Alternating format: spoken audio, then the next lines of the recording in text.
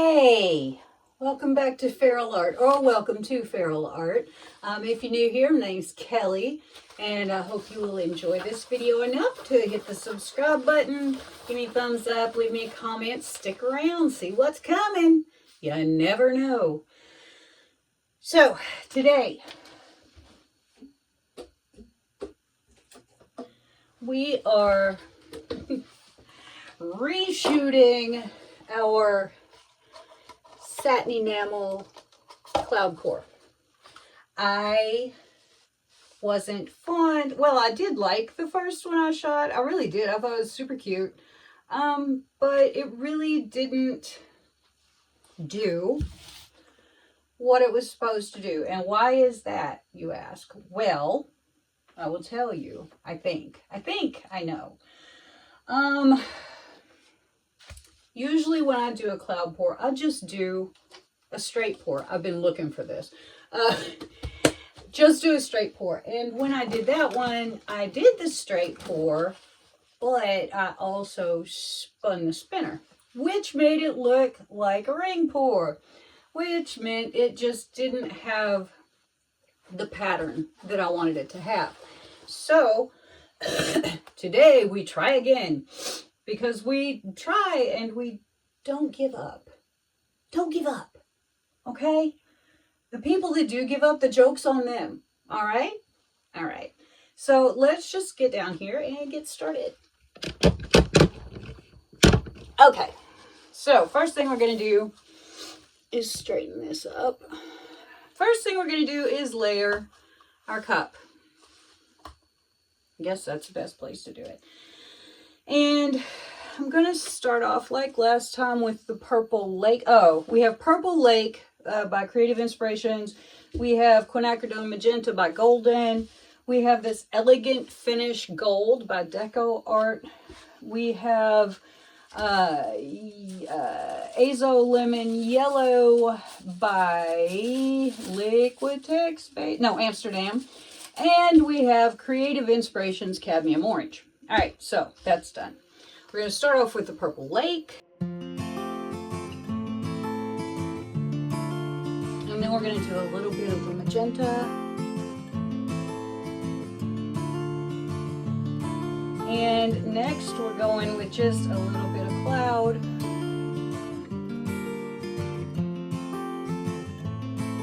Gold.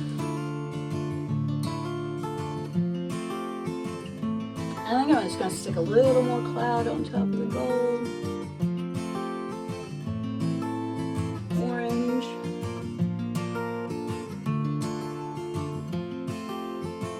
And yellow.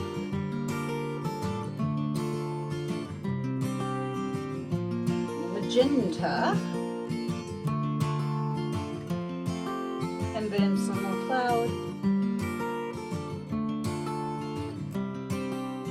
Gold, purple,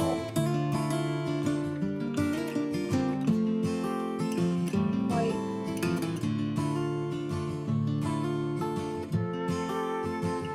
a hair more magenta, just a hair gold,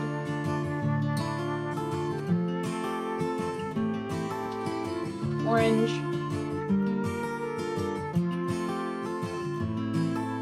and then yellow. A little more magenta. I keep thinking I'm done, and then I go, no, I want a little more of this. There we go. Now, we'll see if that is enough. We're going to put down gold,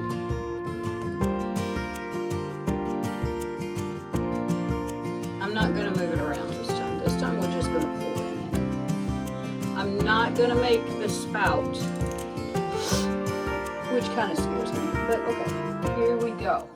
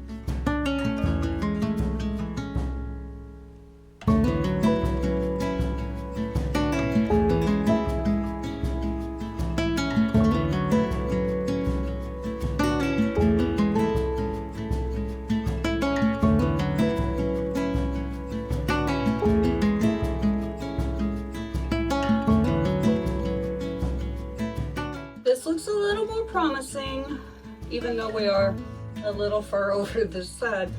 Now I'm going to take this beautiful gray, and we're just going to pour around.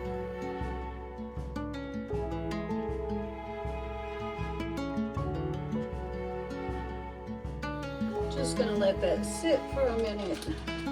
Let those clouds do cloudy things. I did add just a hair, I mean like maybe a quarter of a teaspoon more of the satin enamels and also of the soft body white, just to add a little more body into our mixture. I thought it maybe was a little thin, so you know, we do what we can. Now I'm gonna torch, and we're gonna see if we can scoot this over a little. There. Whew, see how our clouds are popping? We got clouds are popping here and here and here and here and here. I'm gonna let them pop for a minute. I'm gonna go ahead and cover up my paints and just let that sit and percolate. And now we're just gonna give it a little spin.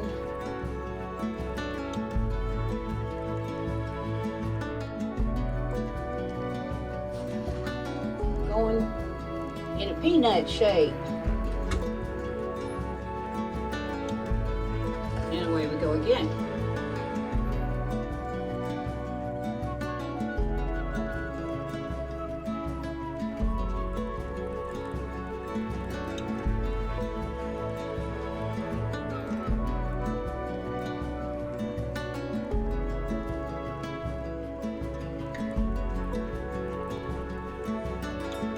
Put the magic tilting to work.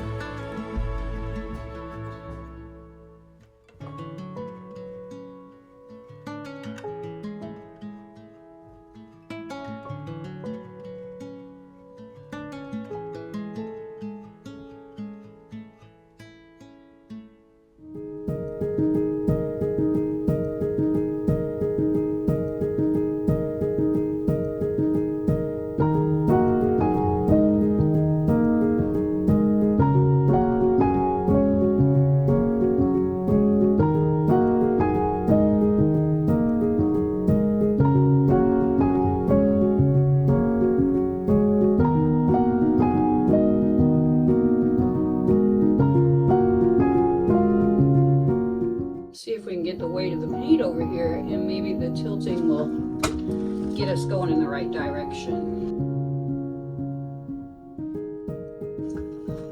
Now we gotta go back to the middle. If you can't move your canvas, you can move your paint.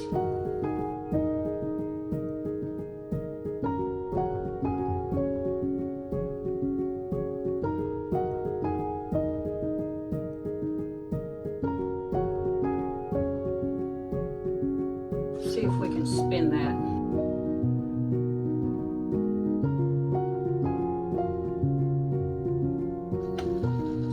Arg, sort of. I'm just gonna see if I can coax a little more paint out of here.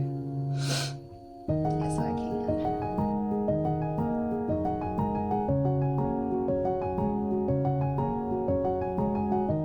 Now, let's put this back where I want it. See if it'll even move at this point. There's not just a whole lot of paint left.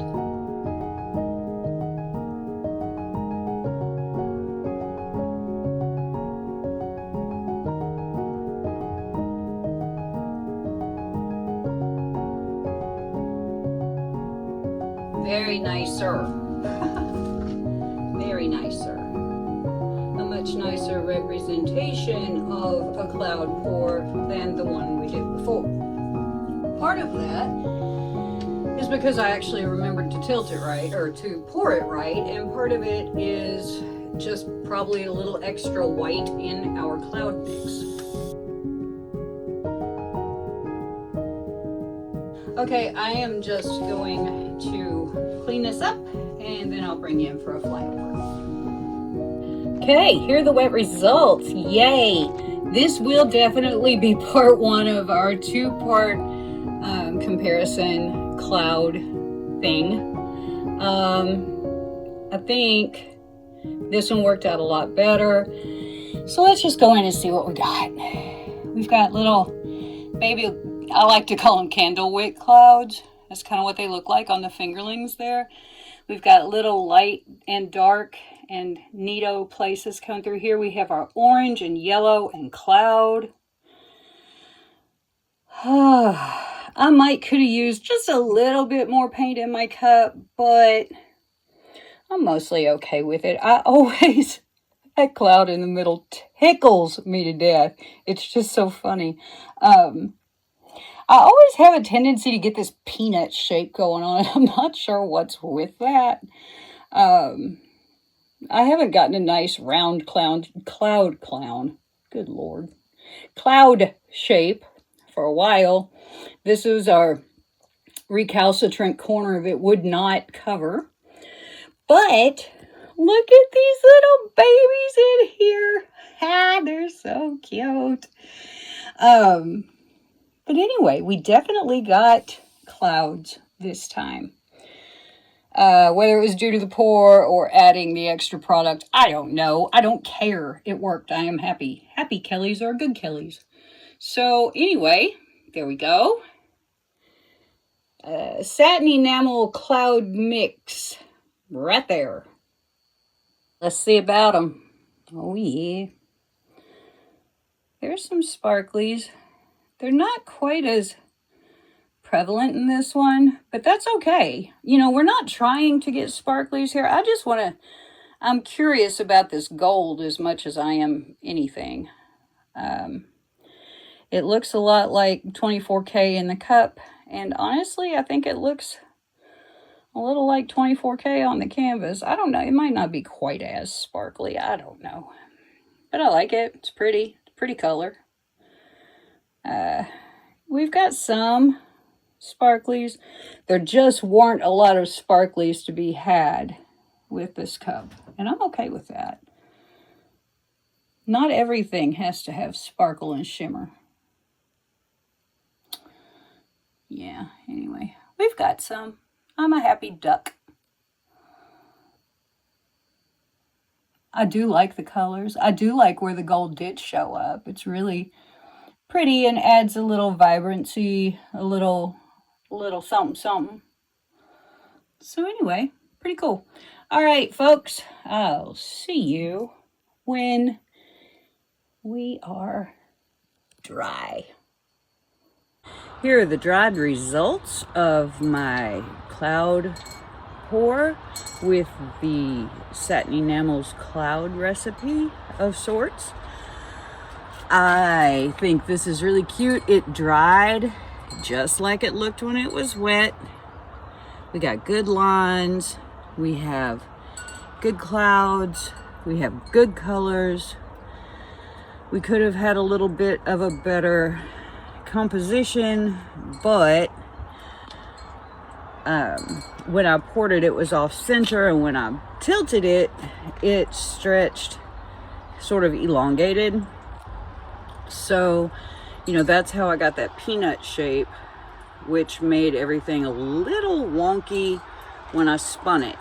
Now, generally, I would do this in this sort of way, which is still okay, but because this side over here is a little squished, and this side over here is nicely stretched out, I think it looks a little odd that way. So I would probably hang this one this way. But the important thing about this is the clouds for me right now, because I'm going to be comparing this with the Vallejo Pearl Pouring Medium recipe for clouds. So I just want to see how they're different. So anyway, here we are with our nice colors and our nice clouds, and that cloud in the middle still cracks me up. And there we go. So hey, before you go, make sure and hit that subscribe button, give me a thumbs up, leave me a comment, tell me what you think, and I'll get back to you. I always do. And until next time, have a good day, y'all.